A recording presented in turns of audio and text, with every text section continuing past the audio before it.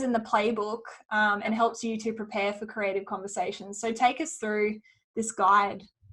Cool. So the number one thing is you got to have the right people in the room. And there's a list of people in your playbook that we're recommending you bring into the room. It might not be the exhaustive list.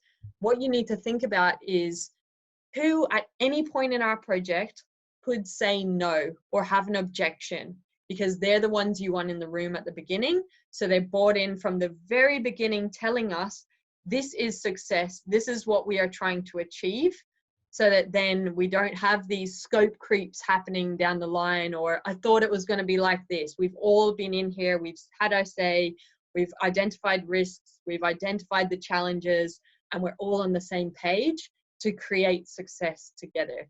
So that's the first thing about that. And what's really cool is a lot of the time, you know, there's concern about getting certain people's time to contribute to the project. If you can get someone in for this hour conversation, that's what we're saying it would take to do it well, is you're getting these people in there for 1 hour and they've had their input to define the rest of the project. So they, when it comes to them to do their role later on, like little bits of feedback, or you need to ring them about something, they get it, and you're not having to get them up to scratch. They're just on the journey already. So when you think about saving people's time, if you can get them in the room now, it means that later on down the project, you're not having to annoy people or take them from other priorities. It's already been done up front. So the guide, the preparation guide, just kind of shows you what you need to do to prepare, the kind of room that you might want, how long you need to book these people for in advance. I guess one of the things, and I love the tips, like these have always helped me when running these kinds of workshops or facilitating conversations like this with clients as stakeholders, is these tips. They're just literally you becoming a robot and repeating the script back, because remember, you're not an expert. You're there to extract information. So one of the things, especially if you have opposing objectives or difference of opinions in the room, if you see there, it's about challenging assumptions. And you can do that in a way that doesn't offend. So you basically just say, what evidence do we have to know that that is true? And the person may start to justify and explain, but eventually they unravel to get to a point of, does this add value or not?